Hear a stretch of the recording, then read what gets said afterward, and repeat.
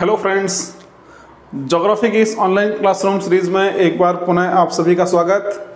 साथियों, आप सब हमारे वीडियोस को लगातार शेयर कर रहे हैं, लगातार आपका अच्छा रिस्पांस आ रहा है, एक नई ऊर्जा का संचालन हमारे अंदर हो रहा है और हम लगातार आपके लिए कुछ और बेहतर करने का प्रयास कर रहे हैं। साथियों, पिछली क्लास में हमने अरावली पर्वतमाला और राजस्थान के जो अन्य प्रमुख पर्वत और पठार है उन सब की चर्चा की थी। आज की इस क्लास में हम राजस्थान के तीसरे भौतिक प्रदेश पूर्वी मैदानी प्रदेश की बात करेंगे। साथ ही उसके जो उप विभाजन है हम उसकी भी चर्चा करने वाले हैं।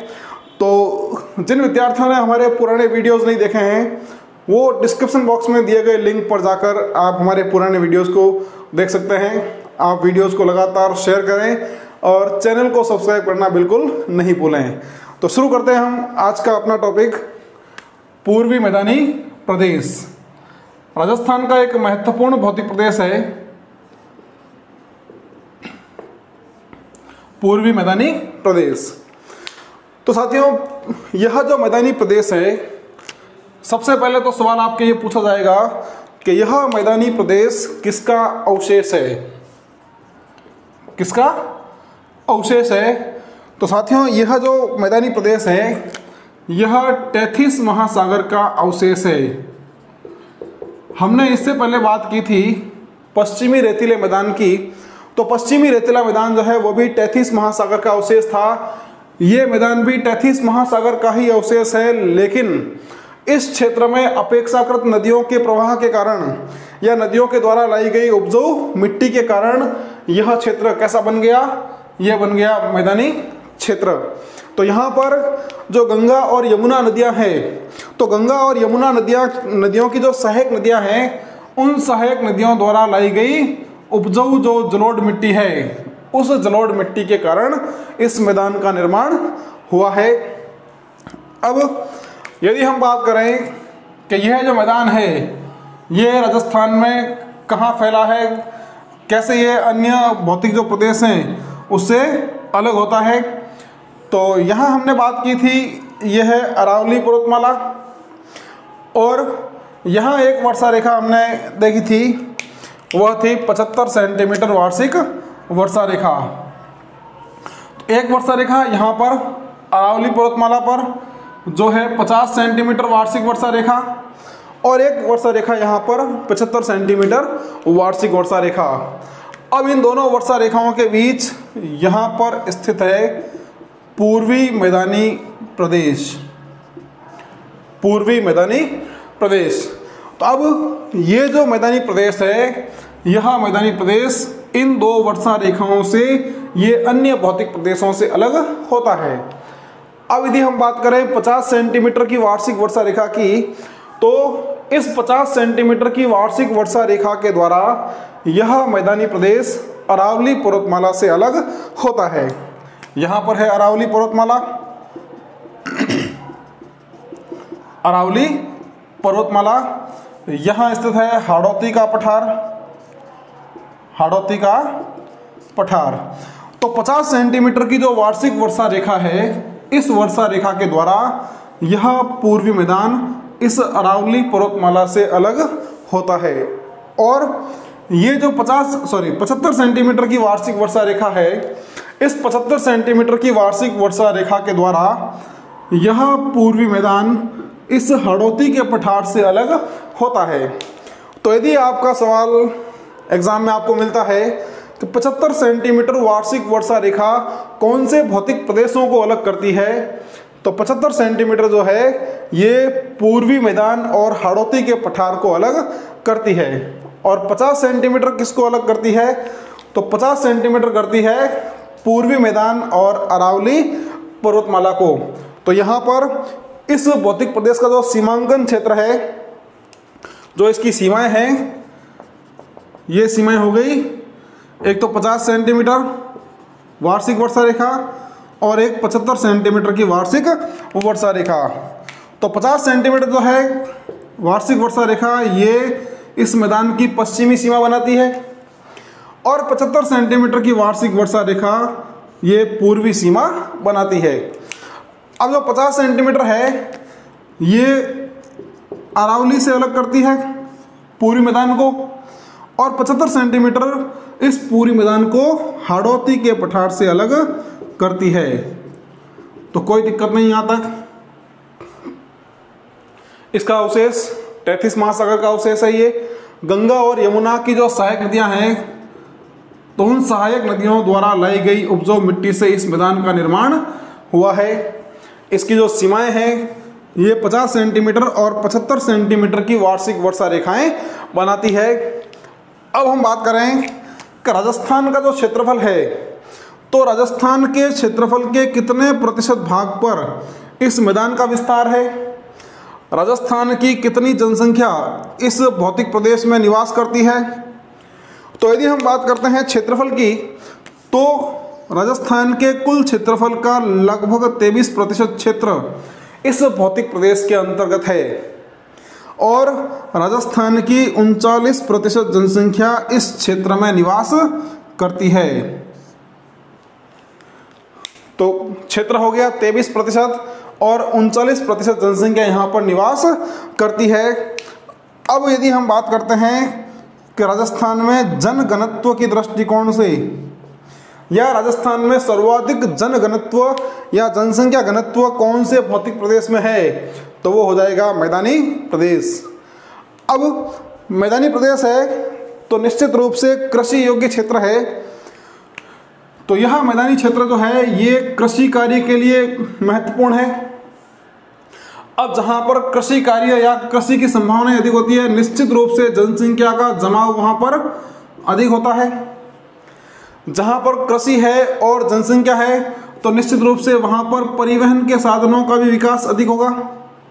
और जहाँ परिवहन है, कच्चा माल, कृषि है, जनसंख्या जहाँ है, तो ये क्षेत्र उद्योगों के विकास के लिए भी महत्वपूर्ण होगा। तो अब जो हमारा पूरी मैदानी प्रदेश है, ये आर्थिक रूप से और मानवीय जीवन के रूप से सर्वाधिक महत्वपूर्ण भौतिक प्रदेश है। तो ये कृषि के लिए भी सबसे उपयुक्त, जनसंख्या का सर्वाधिक घनत्व यहाँ पर मौजूद है, परिवहन के साधनों का विकास यहाँ अधिक हुआ है, और उद्योगों का विकास भी यहाँ पर अधिक हुआ है। अब हमने इस मैदानी क्षेत्र को नदियों के आधार पर 4 भागों में बांटा था, तो हम इसके प्रत्येक भाग की अब विस्तार से चर्चा करेंगे। तो यहाँ तक आपने स्क्रीनशॉट ले लिया होगा, या आप बीच में भी कभी ले सकते हैं। तो अब हम बात करते हैं, जो मैदान के 4 भाग हमने किए थे, कौन कौन से थे? उनमें थे चंबल का मैदान, बनास का मैदान, माही का मैदान और बाणगंगा का मैदान। तब हम इनमें से जो पहला भौतिक प्रदेश है, पहला जो विभाजन है, इसका नाम है चंबल का मैदान। तब हम बात करेंगे चंबल के मैदान की, और देखेंगे विस्तार कहाँ है और इसकी क्या क्या विशेषताएं मौजूद है।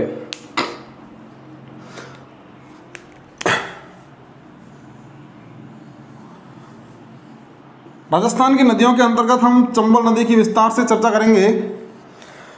ये राजस्थान का पूर्वी भाग, मध्य प्रदेश में यहाँ स्थित है जनापाव की पहाड़ियाँ, जहाँ से चंबल नदी का उद्गम होता है। पहाड़ियाँ कौन सी हो जाएगी? जनापाव की पहाड़ियाँ, जहाँ से चंबल नदी का उद्गम होता है। अब चंबल नदी यहाँ से निकलती है और चित्तौड़गढ़ का एक स्थान है, नाम रहता है उसका चौरासीगढ़। तो चौरासीगढ़ के निकट ये राजस्थान में प्रवेश करती है, और राजस्थान में आने के बाद अब ये जो नदी है ये राजस्थान के 6 जिलों में प्रवाहित होती है, और 6 जिला में प्रवाहित होने के बाद ये चली जाती है उत्तर प्रदेश में, और उत्तर प्रदेश का स्थान है मुरादगंज, इटावा जिले में है। तो उस मुरादगंज के निकट ये नदी यमुना नदी में मिल जाती है। अब हम चंबल नदी की जो विस्तार से चर्चा है वो नदियों वाले टॉपिक में करने वाले हैं। यहाँ हम बात कर रहे हैं चंबल के मैदान की। तो चंबल का जो मैदान है, यह मैदान राजस्थान के 6 जिलों में फैला हुआ है। तो सबसे पहले तो हम बात करते हैं कि चंबल नदी का जो विस्तार है, ये विस्तार कौन कौन से जिलों में है। तो समझना इसको, इसका जो विस्तार है ये विस्तार हो जाएगा चित्तौड़गढ़ में, चित्तौड़ के बाद बूंदी में, उसके बाद कोटा में, फिर सवाई माधोपुर में, करौली में और धौलपुर में। तो राजस्थान के इन 6 जिलों में सबसे पहले चित्तौड़गढ़ यहाँ हो जाएगा, फिर बूंदी हो जाएगा, कोटा, सवाई माधोपुर, करौली और धौलपुर। तो इन 6 जिलों में चंबल नदी के मैदान का विस्तार है। अब चंबल नदी जो है, यह नदी सर्वाधिक मृदा अपरदन करने वाली नदी है, यानी ये सर्वाधिक मिट्टी कटाव करने वाली नदी है। अब अपरदन के माध्यम कई तरह के हो सकते हैं। अपरदन हवा से भी हो सकता है, अपरदन जल से भी हो सकता है, अपरदन समुद्री लहरों से भी होता है, अपरदन जो है वो जो भूमिगत जल है उससे भी अपरदन होता है, और हिमानियों द्वारा भी, जो हिम नदियां हैं, हिम नदियों के द्वारा भी अपरदन होता है। यहाँ जो अपरदन हो रहा है, यह अपरदन नदियों के द्वारा हो रहा है, यानी जल से हो रहा है। तो जल से भी 2 तरह का अपरदन होता है। एक होता है पर्वतीय अपरदन, जिसे हम कहते हैं सीट इरोजन, और दूसरा होता है अवनालिका अपरदन, अवनालिका जिसे हम कहते हैं गली इरोजन। तो मृदा अपरदन जो है नदियों के द्वारा 2 तरह से होता है। एक पर्वतीय अपरदन, जिसमें बहुत बड़े क्षेत्र की जो मिट्टी की ऊपरी परत है वो पूरी की पूरी परत के रूप में साफ हो जाती है, तो वो होता है पर्वतीय अपरदन। और जहां पर कंदराओं के रूप में, छोटी छोटी नालियों के रूप में अपरदन होता है, वह अवनालिका अपरदन कहलाता है। तो यहाँ जो बात अपनी है कि चंबल नदी जो है, यह चंबल नदी अवनालिका अपरदन करती है।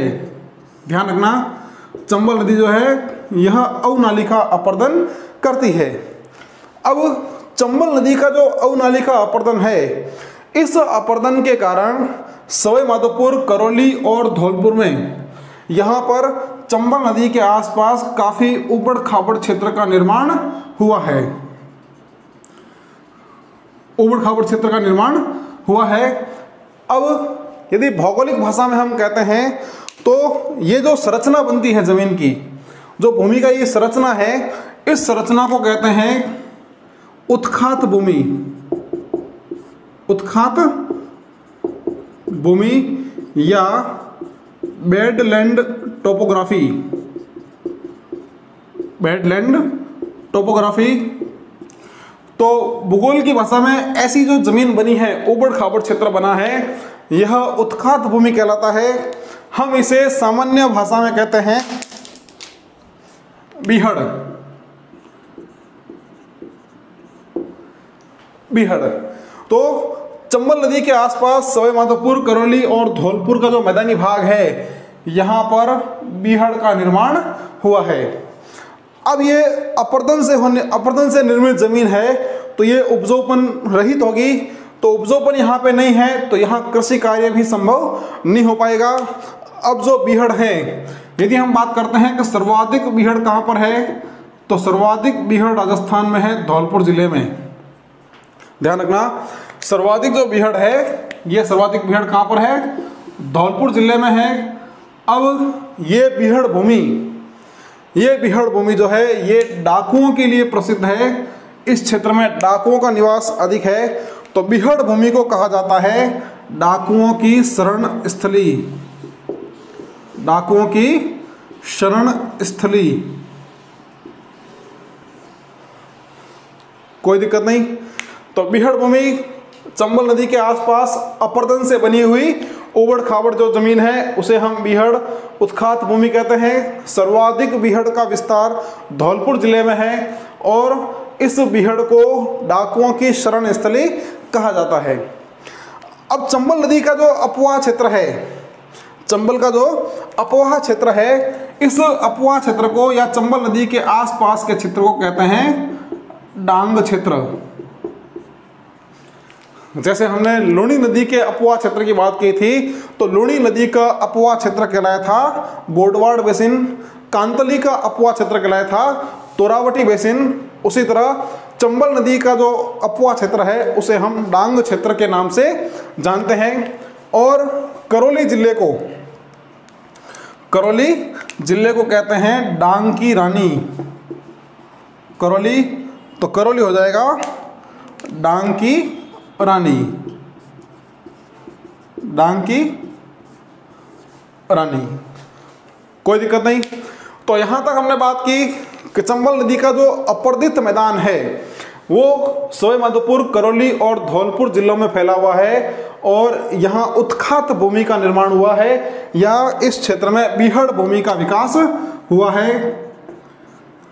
आप कई सारी जो मूवीज़ हैं उसमें भी आप इन बीहड़ का जो है देख सकते हैं।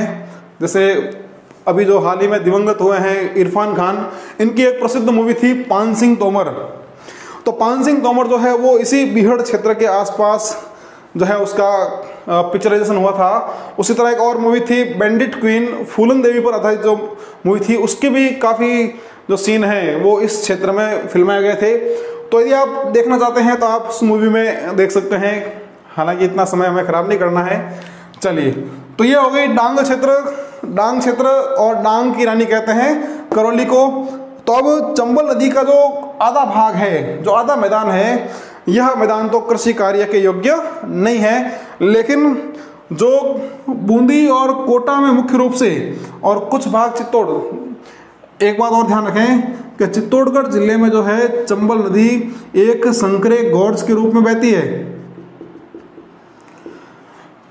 यानी एक संकरी पट्टी के रूप में प्रवाहित होती है। तो इसका जो मुख्य मैदान है वो कोटा और बूंदी जिलों में है। तो अब ये जो मैदानी क्षेत्र है, यह मैदानी क्षेत्र कृषि कार्य के लिए उपयोग होगा या उपयोगी होगा। तो इस क्षेत्र की जो प्रमुख फसलें हैं, यानी अब आपसे कहे कि जो चंबल का मैदान है, इस चंबल के मैदान की प्रमुख फसलें, तो प्रमुख फसलें यहाँ की क्या क्या हो जाएंगी? तो प्रमुख फसलें यहाँ हो जाएंगी, गन्ना यहाँ हो जाएगा, गेहूं यहाँ हो जाएगा, सोयाबीन यहाँ पे हो जाएगा, सोयाबीन के अलावा चावल यहाँ हो जाएगा, कपास यहाँ हो जाएगा। तो ये इस मैदान की या चंबल के मैदान की कुछ प्रमुख फसलें हैं। तो यहाँ तक हमने बात की है चंबल के मैदानी भाग की। आप चाहें तो एक बार इसका स्क्रीनशॉट सेव कर सकते हैं।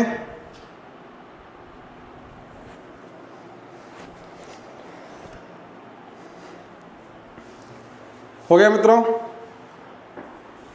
आगे बढ़े।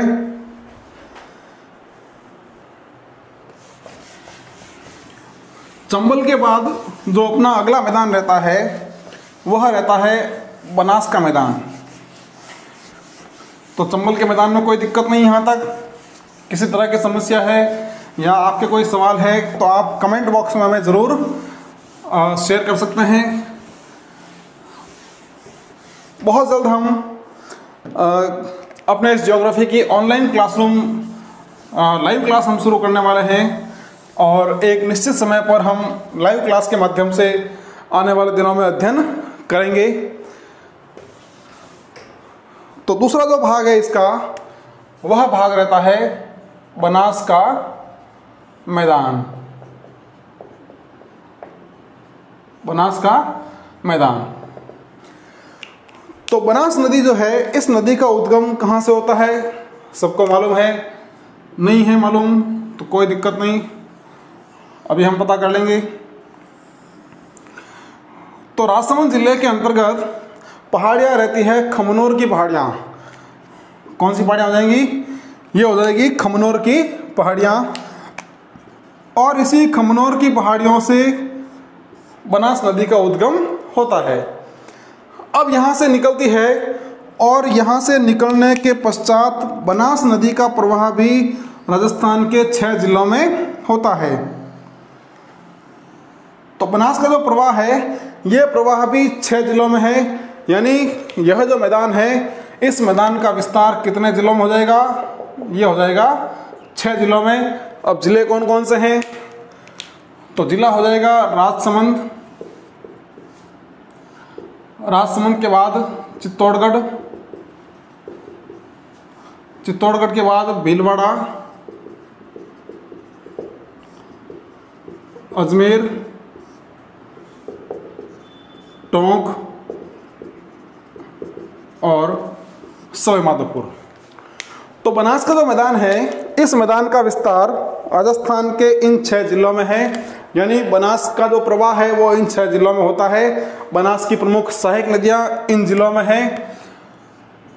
अब बनास के जो क्रम है उस क्रम में पहला राजसमंद, चित्तौड़गढ़, भीलवाड़ा, अजमेर, टोंक और सवाई माधोपुर, ये 6 जिले हैं। अब जो बनास का मैदान है, इस बनास के मैदान को हमने 2 भागों में बांटा है। तो ध्यान से समझना इसको। अच्छा, बनास खमनोर से निकलती है और सवाई माधोपुर का स्थान है रामेश्वर घाट। तो रामेश्वर घाट के निकट ये जो नदी है ये मिल जाती है चंबल नदी में। ये हम विस्तार से पढ़ेंगे कहाँ पर, नदियों के अंतर्गत। अब हम बात कर रहे थे कि बनास के मैदान को हमने 2 भागों में बांटा है। तो 2 भाग कौन कौन से हैं इसके, समझना इसको। इसका एक भाग रहता है ये वाला जो इस मैदान का उत्तरी भाग है। दूसरा भाग रहता है ये जो बनास के मैदान का दक्षिणी भाग है। तो इसका जो पहला भाग और ये दूसरा भाग, जो पहला भाग है इसको हम कहते हैं मालपुरा करौली का मैदान। मालपुरा करौली का मैदान। तो ध्यान रखना, बनास के मैदान के 2 भाग, उसमें से पहला भाग तो ये बनास के मैदान का उत्तरी भाग है। बनास के मैदान का उत्तरी भाग है और इसका जो विस्तार है कहाँ कहाँ है, एक तो टोंक में है और मुख्य रूप से सवाई माधोपुर में है। तो बनास के मैदान का पहला भाग मालपुरा करौली का मैदान, ये बनास के मैदान का उत्तरी भाग और इसका जो विस्तार है वो टोंक और सवाई माधोपुर में है। कोई दिक्कत नहीं। अब ये जो क्षेत्र है, इस मैदान की विशेषता क्या है? एक तो इस क्षेत्र में इमारती पत्थरों का खनन किया जाता है। इमारती पत्थर यहाँ से प्राप्त किए जाते हैं। भवन निर्माण में काम आने वाले पत्थरों का खनन यहाँ पर होता है। साथ ही साथ जो कृषि योग्य क्षेत्र है, तो उस कृषि योग्य क्षेत्र में यहाँ पर गेहूं, सौंफ की कृषि यहाँ पर मुख्य रूप से होती है और सरसों की भी कृषि यहाँ पर होती है। तो इस क्षेत्र में गेहूं, सौंफ और सरसों, इसकी कृषि मुख्य रूप से की जाती है। तो बनास के मैदान का पहला भाग मालपुरा करौली का मैदान, टोंक और सवाई माधोपुर में इसका विस्तार है और इमारती पत्थरों के खनन के लिए यह प्रसिद्ध है। कृषि योग्य क्षेत्र में गेहूं, सौंफ और सरसों की खेती यहाँ की जाती है। अब इसका जो दूसरा भाग है, ये दूसरा भाग कहलाता है मेवाड़ का मैदान। मेवाड़ का मैदान। तो मेवाड़ का जो मैदान है, यह मैदान इस बनास के मैदान का कौन सा भाग है? ये इसका दक्षिणी भाग है। और इस भाग का विस्तार कहाँ पर है? इसका विस्तार है अजमेर में, इसका विस्तार भीलवाड़ा में, इसका विस्तार हो जाएगा चित्तौड़गढ़ में और इसका विस्तार है राजसमंद में। अब ये जो मैदान है, ये मैदान काफ़ी उपजाऊ मैदान है। कैसा मैदान है? ये उपजाऊ मैदान है और उपजाऊ मैदान होने के कारण यहाँ पर कई प्रकार की फसलों का उत्पादन होता है। तो अब यदि हम यहाँ की फसलों की बात करेंगे तो यहाँ पर ज्वार के साथ साथ यहाँ पर सोयाबीन, गन्ना, गेहूँ, मक्का और अफीम, ये इस मैदान की प्रमुख फसलें हैं। प्रमुख की बात कर रहे हैं, इसके अलावा और भी खूब सारी फसलों का उत्पादन होता है, लेकिन मुख्य रूप से यहाँ इन फसलों का उत्पादन होता है। तो ये हो गया मेवाड़ का मैदान। हमने बात की थी, जो पिछला टॉपिक था, हमने एक यहाँ मेरवाड़ा की पहाड़ियों की बात की थी। तब चर्चा की थी कि मेरवाड़ा की जो पहाड़ियाँ हैं वो मारवाड़ के मैदान और मेवाड़ के मैदान को अलग करती है। तो यही मेवाड़ का मैदान है जो मेरवाड़ा की पहाड़ियों के द्वारा मारवाड़ के मैदान से अलग होता है। तो ये हो गया मेवाड़ का मैदान। अब एक बात यहाँ पर आप महत्वपूर्ण समझना, काफ़ी बार एग्जाम में पूछा भी गया है, जो राजसमंद जिला है हमारा, तो इस राजसमंद जिले में एक क्षेत्र है देवगढ़ आमेठ। देवगढ़ आमेठ का क्षेत्र है राजसमंद जिले में। अब देवगढ़ और आमेठ का जो क्षेत्र है, इस क्षेत्र में अरावली पर्वतमाला के तटीय क्षेत्र में, गिरिपद क्षेत्र में, जो अरावली पर्वतमाला है इसके पर्वतपदीय क्षेत्र में या गिरिपदीय क्षेत्र में यहाँ चट्टानी टीलों वाला मैदान पाया जाता है। चट्टानी टीले युक्त मैदान पाया जाता है।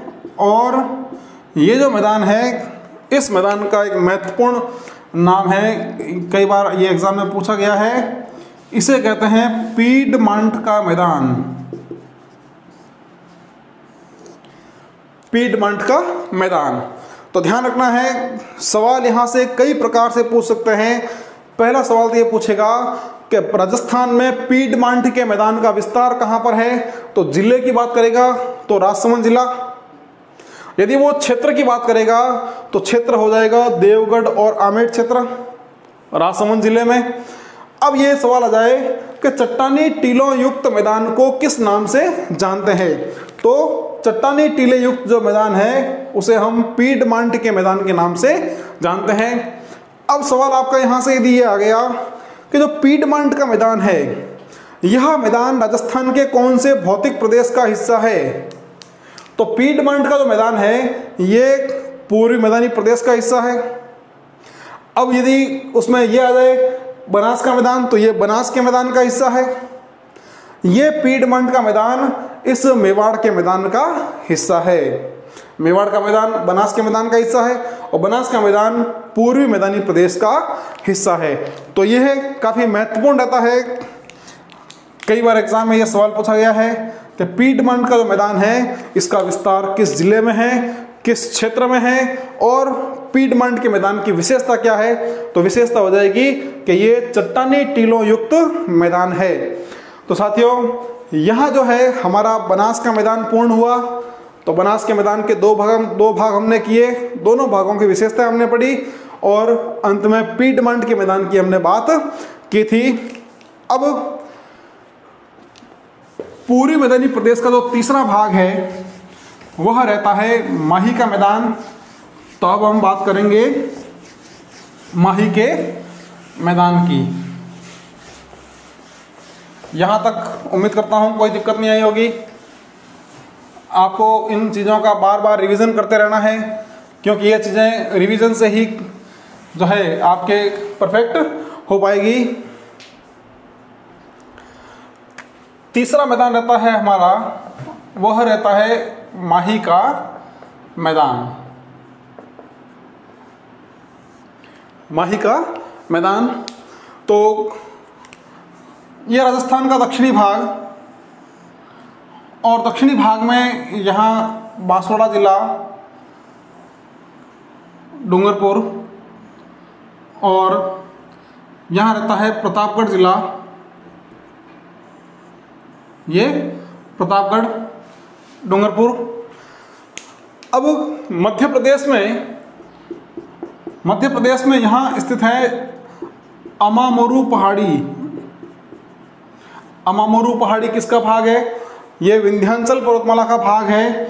और इस अमामोरू पहाड़ी पर एक झील है जिसका नाम है मेहद झील, और इस मेहद झील से माही नदी का उद्गम होता है।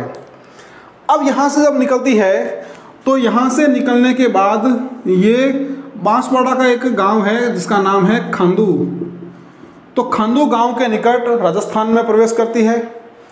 राजस्थान में आने के बाद बांसवाड़ा, प्रतापगढ़ और डूंगरपुर, यानी इन 3 जिलों में बहने के बाद ये चली जाती है गुजरात में, और गुजरात में बहते हुए ये गिर जाती है अरब सागर में, या अरब सागर का भाग है खंबात की खाड़ी।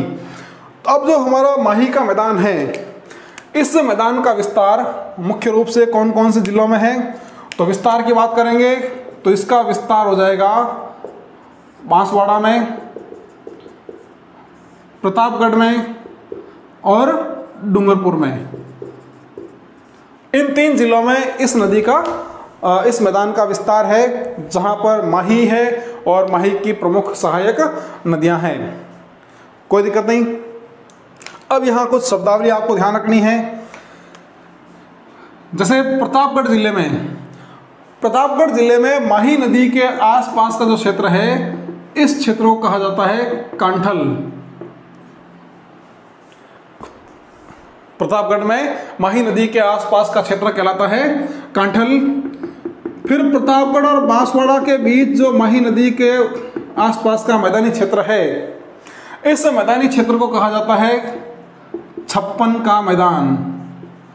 कई बार ये एग्जाम में पूछा जाता है, महत्वपूर्ण ये पॉइंट है। छप्पन का मैदान हमने बाड़मेर पढ़ा था, शिवाना क्षेत्र पढ़ा था, वहाँ आई थी छप्पन की पहाड़ियाँ, लेकिन यहाँ पर है छप्पन का मैदान। तो छप्पन के मैदान का विस्तार प्रतापगढ़ और बांसवाड़ा के बीच में है। तो केवल प्रतापगढ़ की बात करेंगे तो प्रतापगढ़ में माही नदी का जो किनारा वाला क्षेत्र है या माही नदी के आसपास का क्षेत्र है, इसे कहते हैं कांठल। और प्रतापगढ़ बांसवाड़ा के बीच का जो मैदानी भाग है, इसे कहते हैं छप्पन का मैदान। और बांसवाड़ा डूंगरपुर के बीच जो माही का मैदानी भाग है, इसे कहते हैं वागड़। और बांसवाड़ा डूंगरपुर के बीच का जो पर्वतीय क्षेत्र है, इसे कहते हैं मेवल। तो जो माही नदी है, इस माही नदी को कहते हैं कांठल की गंगा। कांठल की गंगा, इसे कहते हैं वागड़ की गंगा। वागड़ की गंगा, इसे कहते हैं आदिवासियों की गंगा। आदिवासियों की गंगा, और इसे कहते हैं दक्षिण राजस्थान की स्वर्ण रेखा। दक्षिण राजस्थान की स्वर्ण रेखा। तो कई सारे नाम माही नदी के हैं, उपनाम है। हम बात कर रहे हैं माही के मैदानी भाग की। नदी के बारे में हम नदी वाले टॉपिक में विस्तार से और बात करेंगे। अब जो मैदानी भाग है, इस मैदानी भाग में देखें, मध्य प्रदेश के मालवा क्षेत्र से नदियां आती है। ये यहाँ पर मध्य प्रदेश का मालवा क्षेत्र बना है मध्यम काली मिट्टी से। तो यहाँ पर मालवा क्षेत्र की जो नदियां हैं, वो नदियां इस मैदानी भाग में काली मिट्टी लेकर आ रही है। फिर यहाँ कुछ नदियां आती है अरावली क्षेत्र से, और वो नदियां अरावली की लाल मिट्टी लेकर आती है। तो अब इस मैदानी भाग में, ये जो मैदानी क्षेत्र है, यहाँ पर मालवा की काली और अरावली की लाल मिट्टी का मिश्रण है। तो यदि आपसे कहेंगे कि जो माही का मैदान है, इस माही के मैदान की मिट्टी कैसी है, तो यहाँ की जो मिट्टी है वो हो जाएगी मिश्रित लाल और काली मिट्टी। मिश्रित लाल और काली मिट्टी। तो मिश्रित लाल मिट्टी अरावली क्षेत्र से, और काली मिट्टी जो है वो मालवा क्षेत्र से यहाँ पर आई है। तो ये मिश्रित लाल और काली मिट्टी के जो है मिश्रण का क्षेत्र हो जाएगा। अब ये मिट्टियाँ उपजाऊ मिट्टियाँ हैं। जैसे हम लाल मिट्टी की बात करते हैं तो मक्के की खेती के लिए काफ़ी प्रसिद्ध है। काली मिट्टी जो है ये कपास की खेती के लिए प्रसिद्ध है। तो यहाँ की जो फसलें हो जाएंगी, इस मिट्टी की फसलें, तो ये फसलें हो जाएंगी, मक्का यहाँ हो जाएगा मुख्य रूप से, कपास यहाँ हो जाएगा। इसके अलावा खाद्यान्न फसलों में यहाँ आप चावल और गेहूँ, तो ये इस क्षेत्र की कुछ प्रमुख फसलें हैं। अब एक बात यहाँ पर और महत्वपूर्ण ध्यान रखना है आपको कि ये जो मैदानी भाग है, जो माही का मैदानी भाग है, यह मैदानी भाग राजस्थान में सर्वाधिक ढाल वाला मैदान है। राजस्थान में सर्वाधिक ढाल वाला मैदान है।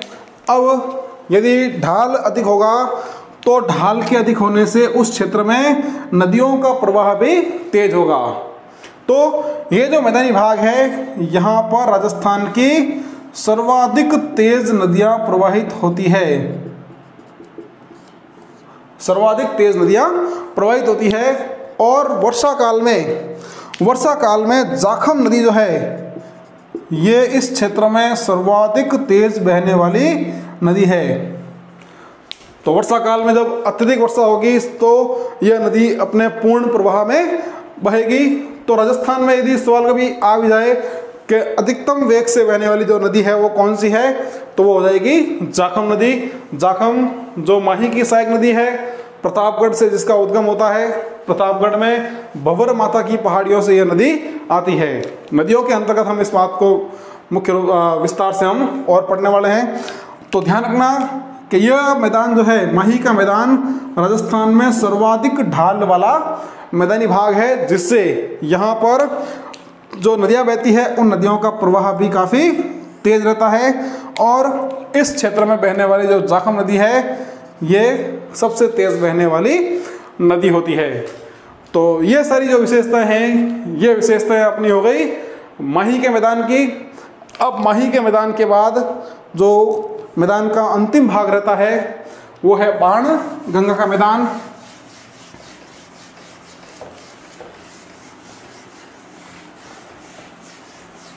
जब भी आपको मौका मिले आप इनका स्क्रीनशॉट ले सकते हैं। नोट्स लगातार आप साथ में बनाते रहें और नोट्स बनाते समय आप राजस्थान के मैप को भी जरूर बनाएं।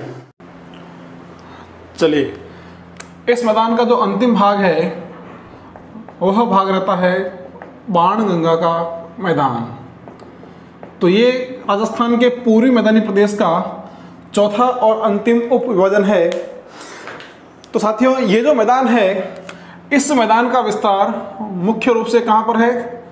इसका विस्तार है जयपुर में, और जयपुर के अलावा इसका विस्तार हो जाएगा दौसा में, दौसा के अलावा अलवर और भरतपुर। तो इन 4 जिलों में बाण गंगा के मैदान का विस्तार है। तो ये जो नदी है बाण गंगा, ये नदी जयपुर जिले में, हम नदियों के अंतर्गत इसका विस्तार से अध्ययन करने वाले हैं। तो जयपुर जिले में जो पहाड़ियाँ हैं, पहाड़ियों का नाम है बैराठ की पहाड़ियाँ। बैराठ की पहाड़ियाँ।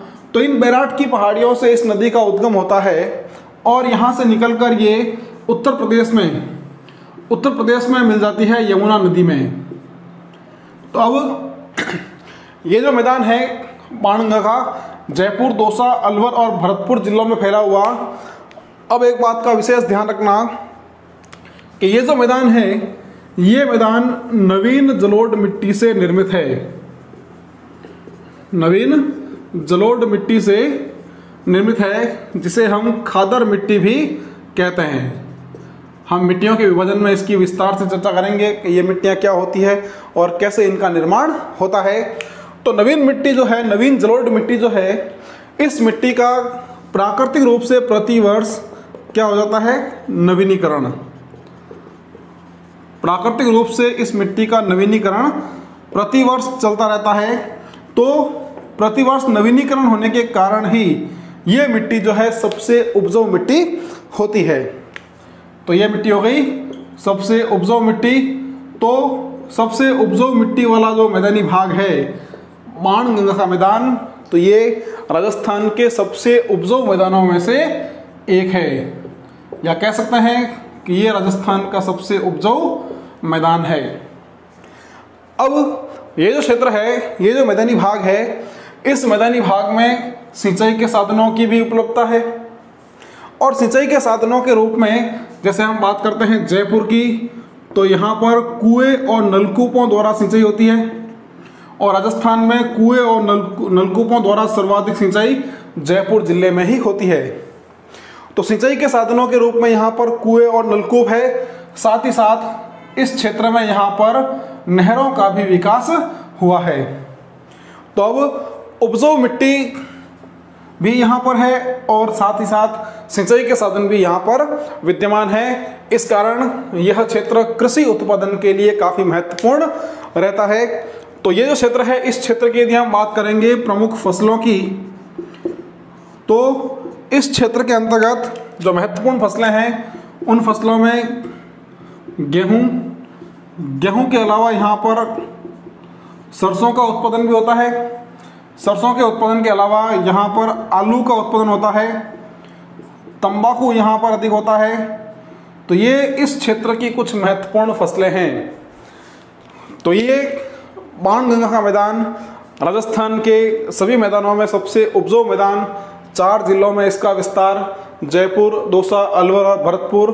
यहाँ पर प्राकृतिक रूप से नवीनीकरण होने वाली नवीन जलोढ़ मिट्टी का यानी खादर मिट्टी का यहाँ पर विस्तार पाया जाता है। इस कारण यह मैदान सबसे उपजाऊ मैदान होता है। और यहाँ पर जो सिंचाई के साधन हैं, सिंचाई के साधनों के रूप में यहाँ नहरें और कुएं और नलकूपों का विकास अधिक हुआ है। तो सभी दशाएं जो है वो कृषि योग्य दशाएं हैं और कई सारी फसलों का उत्पादन इस क्षेत्र में होता है।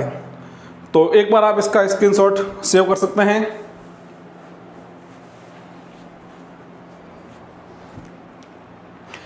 तो साथियों, यहाँ तक की जो चर्चा हमारे हुई है आज, उस चर्चा में हमने राजस्थान के तीसरे और महत्वपूर्ण भौतिक प्रदेश पूर्वी मैदानी प्रदेश की बात की है। हमने उसके चारों विभाजन की बात की है। अब अगली जो क्लास हमारी रहेगी, उस क्लास के अंतर्गत हम राजस्थान के चौथे भौतिक प्रदेश यानी हाड़ौती के पठार की चर्चा करने वाले हैं।